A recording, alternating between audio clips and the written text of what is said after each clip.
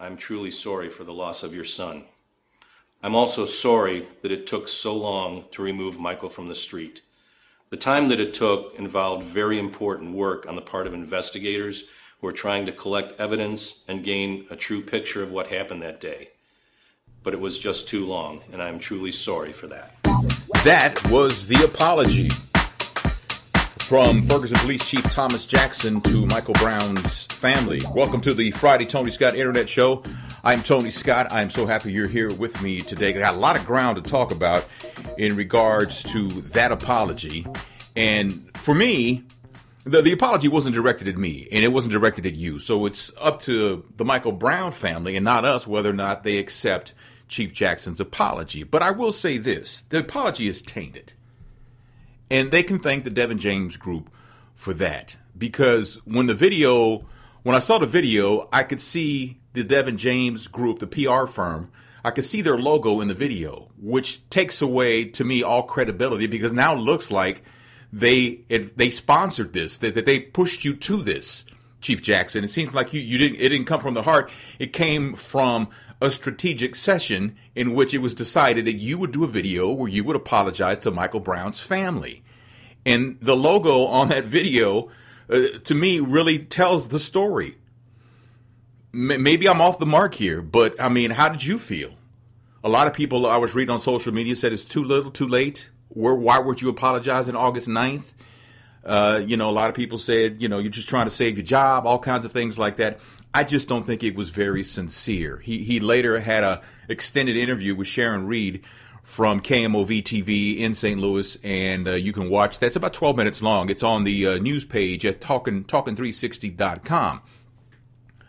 Now, you should also know that Devin James, the PR firm who's been handling the PR for the city of Ferguson, was fired yesterday by Charlie Dooley.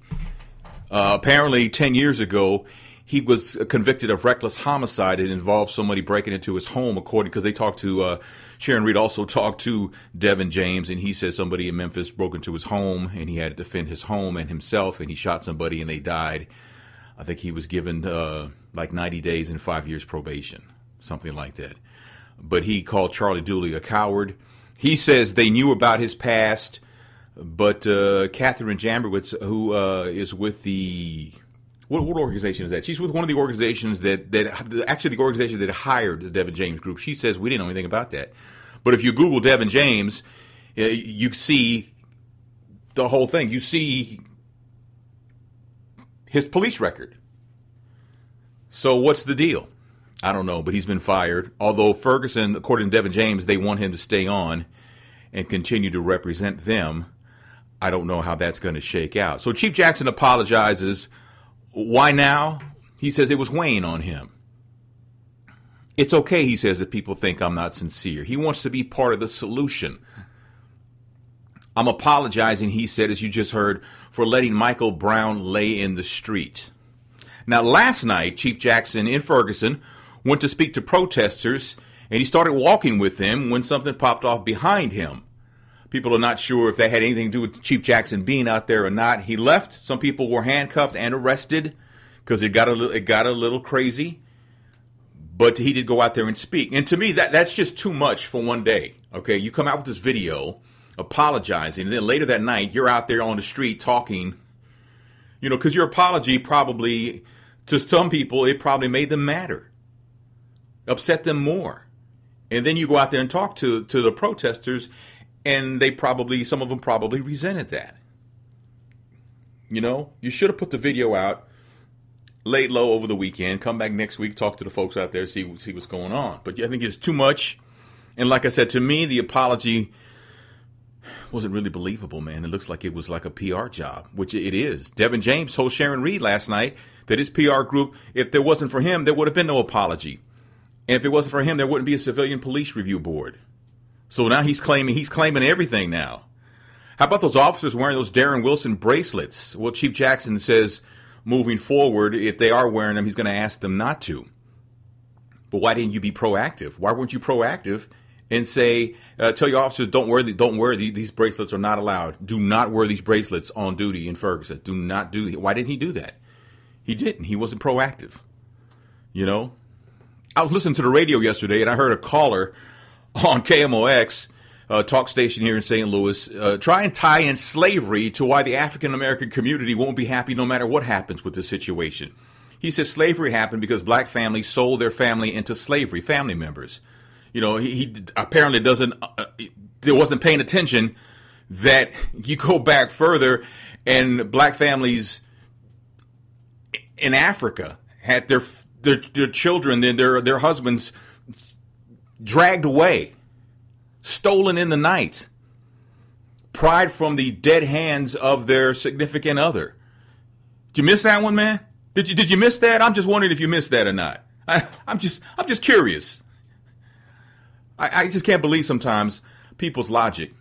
And hearing the few calls that I did hear on KMOX just reiterates that there is a serious racial problem in St. Louis.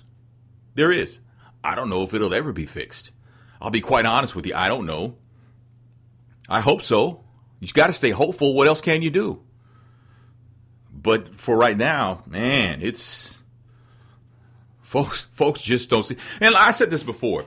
See, being stopped by the police, being a black man and being stopped by the police, and a black man knowing that he may die right now, he may die in a few minutes. See, that's not white America's reality.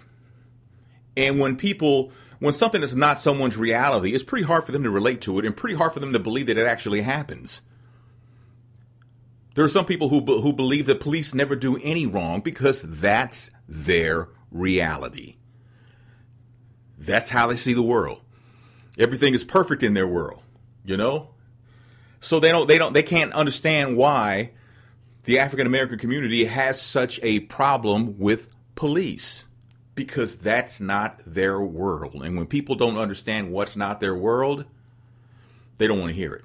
That's just the truth. Stephen Stinger, who beat Charlie Dooley in the Democratic runoff for county executive, is now running ads on TV talking about Ferguson. Stephen Stinger, man, shut up, man. You know, I know we can't do this because this is freedom. You know, the elections, they got their free reign to run ads and there's freedom of speech. And I get all that. But wouldn't it be nice if you could only run like one ad a day or some kind of thing that makes it very minimal? Makes it minimal where it doesn't have to be just beaten over the head with it. You know, and these politicians pass these laws, these robocall laws that they're exempt from. A company can't call you if you tell them not to, but elections, politicians can do robocalls and you can't stop them. They're exempt from that law. Anybody see anything wrong with that? I mean, that's crazy. That makes no sense at all. I mean, it has to be one law for everybody, man. Come on. Nobody wants to hear that. I'm just saying. They should have okay, 2 debates. You got 2 candidates, you get 2 debates. You get 3 candidates, you got 3 debates. You know what I'm saying? And then that's it. That's all. Let us decide on our own, man. We don't need you to be telling us that somebody did something, you know, and that's not even true. That's the thing, though, is that if they catch you in a lie, if you're caught in a lie in one of these political ads, there should be a price to pay for that. Not necessarily a monetary price, but maybe you can't run ads for a week or something like that. And I know I'm being unrealistic, but we need something, man, because this is ridiculous. I mean, it really is. That cop in South Carolina that shot an unarmed man because, he can't be a cop. He can no longer be a cop because he has no mentality to be a cop. He assumed that a black man had to be armed when he pulled him over. Officer Sean Grobert told the man, who's LeVar Jones, he shot him because he dove back into the vehicle. Now, I saw the video. I didn't see anyone diving. I saw someone, when they were told, I need your driver's license, I saw someone reaching back into their vehicle to get their driver's license. Now, Officer Grobert was charged Wednesday with assault and battery of a high and aggravated nature. Now, I don't know what that means in South Carolina. It looked like attempted murder to me. Bond was set at $75,000. And besides that, who shoots bullets around gas pumps? I mean, who really does that? Do you not know where you are? Do you not know where you are? Have you seen the video? It's up on the Talking 360 website. But let you hear some of the audio from what happened at this gas station in South Carolina. Can I see your license, please? Get out of the car! Get out of the car! Get on the ground! Get on the ground! I just got my license. You think you're my license? I got my license right there. That's my license right there. Put your hands behind your back. Put your hands behind your back. Put your hands behind your back. Put your hands behind your back. Put your hands behind your back. What did I do, sir?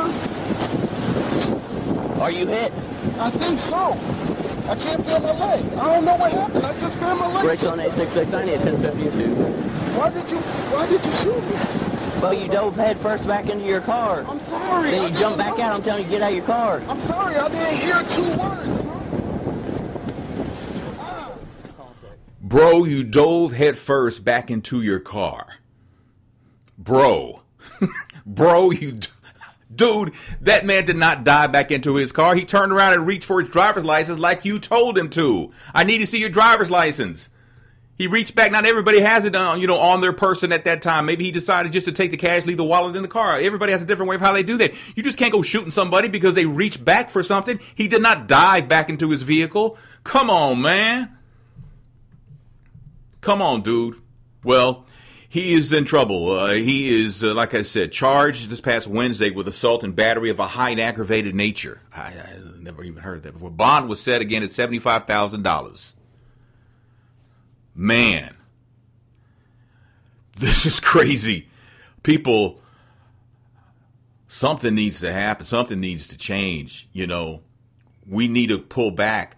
If we can't get answers from the police department, from police chiefs, from mayors, like in Ferguson, I think we're a ways away from the next election because I think the mayor, James Knowles, was just reelected. So, I think we have to do what do you call that? You have to call them back. Recall. You got to recall them back and get somebody else. We can't wait for the next election. How do you do that? Show us how to do that. That's what we need to have town hall meetings about. Do we need a petition with signatures to recall these elected officials so we can get the ones in there who are going to look out for the entire community and not just a portion of it? That's what I think needs to happen. That's just me. I was kind of bummed out yesterday because Eric Holder, the Attorney General, is resigning. Now, he says he won't leave until a replacement is found, so that may take a while. I didn't even realize that Eric Holder is 63 years old. I think the best thing Eric Holder ever said was back in 2009 when he said we were a nation of cowards when it came to talking about race. And I was reading some social media comments when the story was posted. You're allowed to comment on some pages and stuff, and he was called a race baiter. See, anybody who wants to talk about race is a race baiter because most folks are cowards. People don't want to have civil, intelligent, productive conversations about race. And that goes for every race. They don't want to do that because sooner or later it starts to get personal, and I get that. But we always have to look at the bigger picture, right? That's what my dad always said. What's the big picture here? You say that all the time. To call somebody a race baiter because they want to have a civil discussion about race makes you, in fact, sir, a coward. A coward. Did you hear this story, OMG, about this woman in Pennsylvania who was being blamed for being raped? It's her own fault. This happened at a state prison. She's a 24-year-old typist. She was working at state prison when she was attacked last year. She was choked unconscious and then raped for 27 minutes by an inmate named Omar Best, who had been convicted 3 times before of sex-related crimes, and they moved him from a different state prison for assaulting a female assistant there. And even though they knew this, they still allowed Omar Best, they being the prison officials, they still allowed Omar Best to have unsupervised access to the offices of female employees. The lawsuit says the prison superintendent actually moved the clerk offices from a secure floor from where there was no inmate contact to a location that was on a cell block. There were no locked doors between the offices and the cell blocks, including Block C where the victim worked, except for the copy room. This is crazy. This is great. And then the senior deputy attorney general writes that the woman, quote, acted in a manner which in whole or part contributed to the events. This dude just blamed this woman for getting herself raped. Wow. Wow. That is nuts. I cannot believe that someone would have the audacity to blame a woman for being raped. A woman can walk down the street. First of all, you have to understand, rape has nothing to do with sex. Rape in itself is a violent act. It's a sexual assault. It's taking advantage of a woman who's not as strong as a man and doing things to her against her will. It's an act of violence. It's not a sexual act.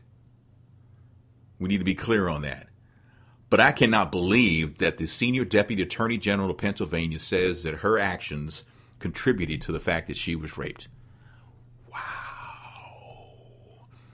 Hey, first it was Amber Rose and Wiz Khalifa filing for divorce. Now there's another couple that's breaking up. I'll tell you about that. Plus Marvin Sapp has a message for his followers. And that woman who Robin Thicke was pictured, remember when he was grabbing this woman's butt and the picture showed up as a reflection of what was behind them? Well, now she's speaking. I got to tell you about that. That's coming up on the Tony Scott Internet Show right after this. Do you want to reach an audience that you haven't tapped into yet and not blow your budget? The Tony Scott Internet Show is new, growing, and available to you. Advertising on the Tony Scott Internet Show is extremely affordable. Contact us at advertise@TonyScottShow.com.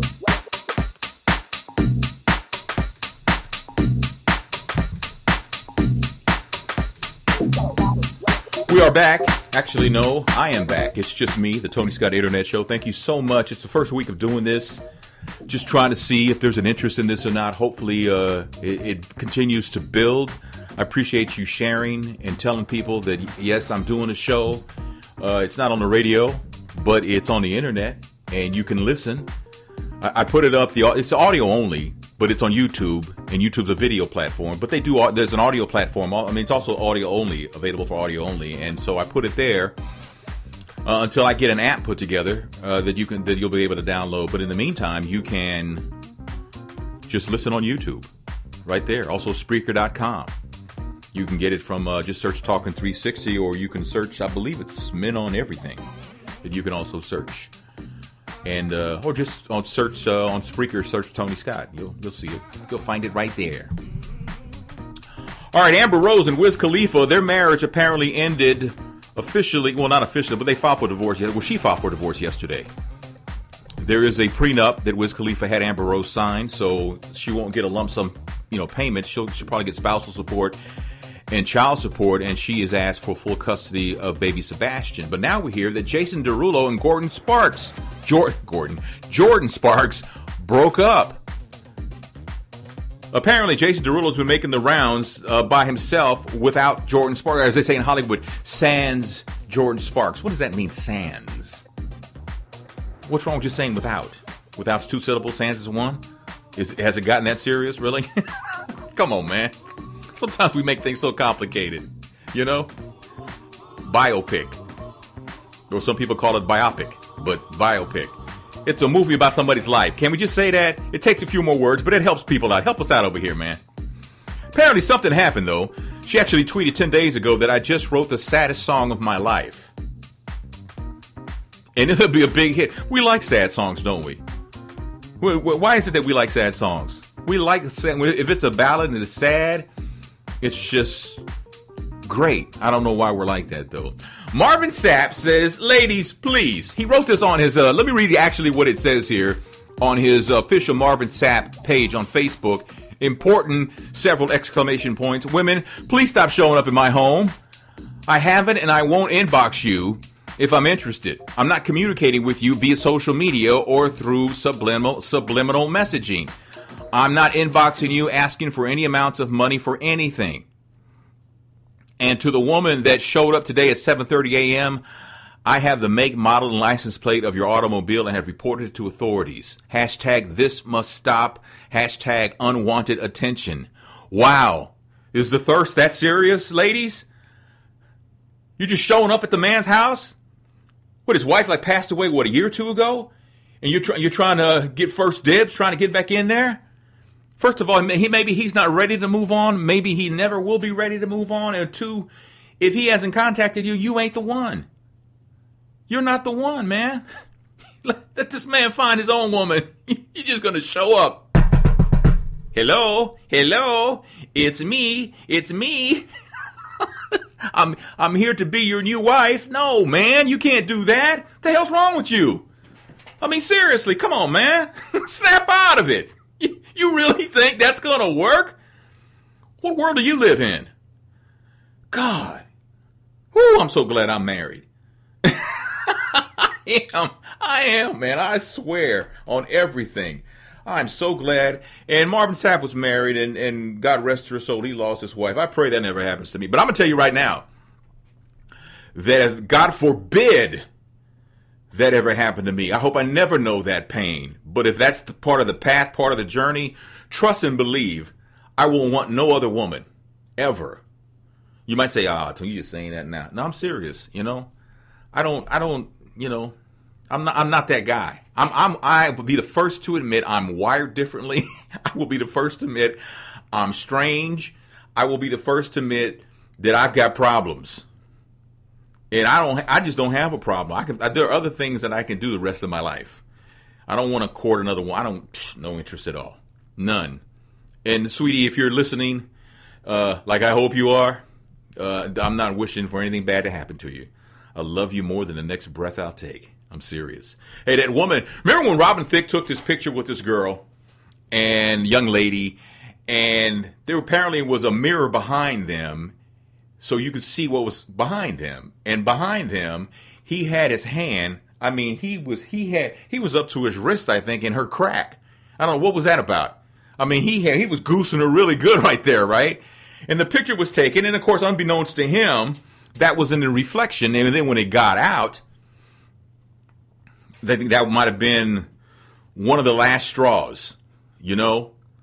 And, well, now this woman is speaking out, and she says, yeah, we were at that party, and Paula was there, and we were on the elevator together, me and Robin, and he was looking at me some kind of way. He took me in this dark room, and he smashed my cakes to smithereens. I love it when Bossip writes stuff like that, so funny. Smashed her cakes to smithereens. What does that even mean? What does that even mean? The thing was, Paula was at the party too, and later on afterwards, after their little tryst, Robin introduced this woman to his wife. Do you hear what I'm saying? He had sex with this woman in a closet somewhere at a party his wife was at, and then afterwards, he introduces this woman to his wife. The young lady says, Robin, they looked at each other a couple times after the party, and he didn't seem fazed about what was going on at all. It didn't bother him one bit what had happened with his wife in the building. I used to say when Paul and Robin split up that I hope they get back together because I like them as a couple, and they've been together since like high school. And you know, I get messages on social media saying, "Nah, man, nah, man," and I kind of think maybe Paula needs to move on. Robin has some serious problems, not because of his womanizing. I mean, I've known about that for a long time, that he's been a womanizer. But apparently there may be some substance abuse issues there, things like that. He admitted in a deposition that he was high on booze and what was it, Vicodin or something, when Blurred Lines was written. He says Pharrell probably wrote all of it, if not most of it, during the deposition because he was being sued by the estate of Marvin Gaye for the Got to Give It Up for ripping that off. And so now he throws Pharrell under the bus. That's messed up, man. That's wrong. That's just wrong. You threw Pharrell under the bus, man. What did Pharrell ever do for you except get you your biggest hit that you'll ever have? I don't know. Robin Thicke may sell a lot of music down the road as long as he don't do another Paula Patton album. That was horrible. But I don't know if he'll ever have a hit that big. I mean, that thing took over, what was it, last summer? It took over. It took over the world. I mean, everybody was playing it. I'm surprised Kenny G didn't do a version of it. It was crazy. Scandal had their season 4 premiere last night. If you DVR'd it, I'm not going to say any more about it other than to say that Harrison is dead. The rest of it, I won't say anything more. I want to, but I'll respect the fact that you were probably working last night and you DVR'd it and you didn't get a chance to watch it when you went home last night because you just fell asleep and you plan on watching it later on today. So I won't say anything. I will not be the spoiler when it comes to this. All right? I won't do that. All right, coming back with some sports scores and information that you may want to know where the Cardinals are going to spend the final weekend of the regular season. I'll tell you about that coming up after this on the Tony Scott Internet Show. Do you want to reach an audience that you haven't tapped into yet and not blow your budget? The Tony Scott Internet Show is new, growing, and available to you. Advertising on the Tony Scott Internet Show is extremely affordable. Contact us at advertise@TonyScottShow.com.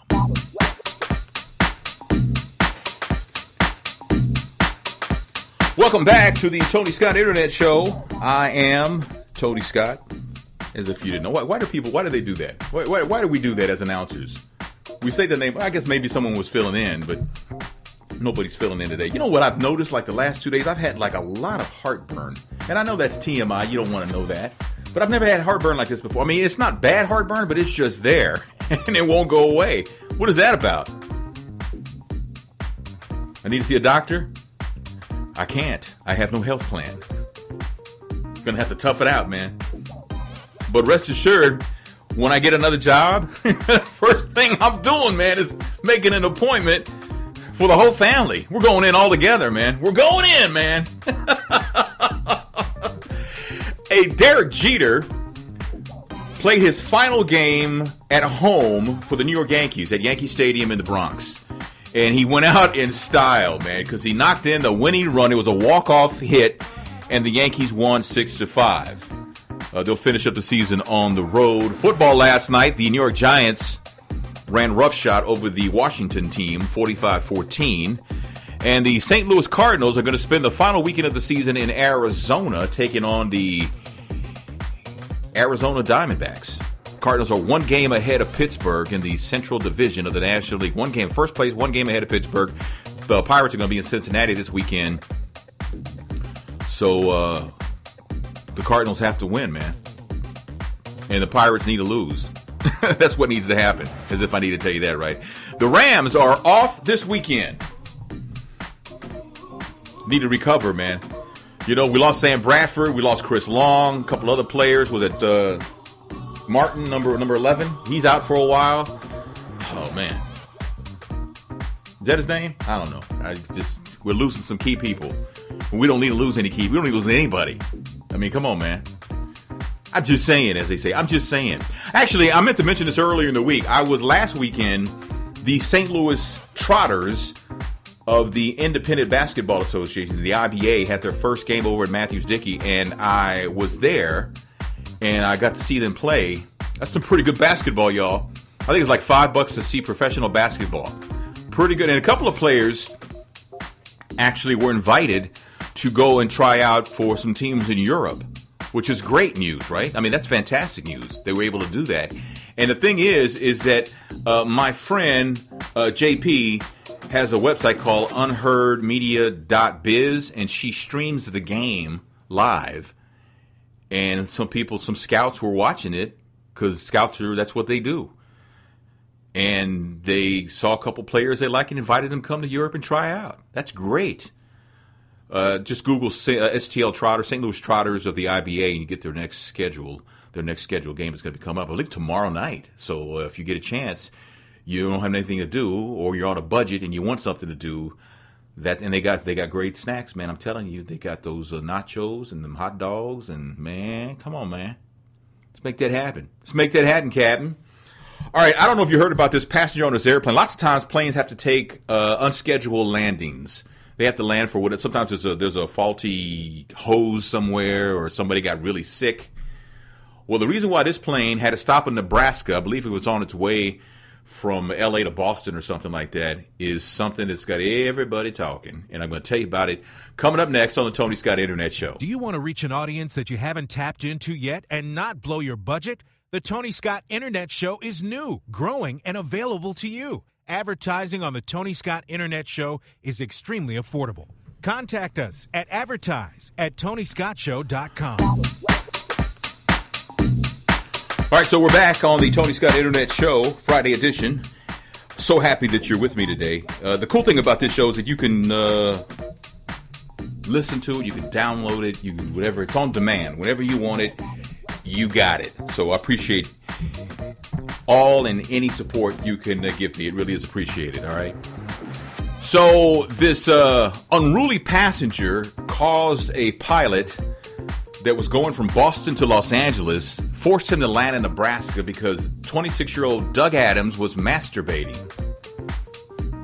And apparently it was really a really good session. It was a really good session. I think it was kind of loud.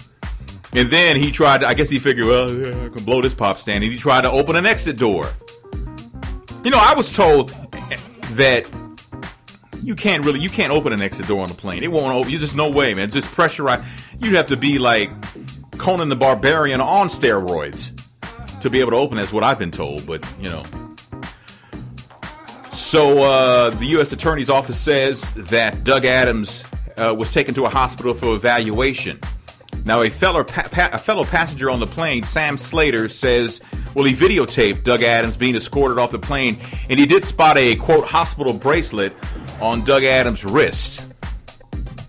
So apparently he was already having issues, and then he got on the plane and decided that he would, you know, handle his business. Play Uno. Come on, man. Here's the part, bro. Here's the part. Wait for it. Wait for it. Wait for it. They stopped the plane. They had to land the plane because he was masturbating. The airlines? Yes. Virgin Airlines. Sometimes they just write themselves, man. All right, that's going to do it for me today, this week. We've done 5 shows. Hopefully you like them and like them enough to share them and to tell people about it so they can download it and enjoy it themselves, and then they can share it. And then you can say in a couple of years and some years down the road, I knew him when. I made it big. That means I made it big. So I appreciate you watching. I appreciate you listening. All right. We got a Men on Scandal show coming up on YouTube a little bit later on. You can check it out on talking360.com. All right. We'll post it when it's ready to go. Thanks so much for listening. I'll see you Monday. All right. Be blessed. Have a great weekend.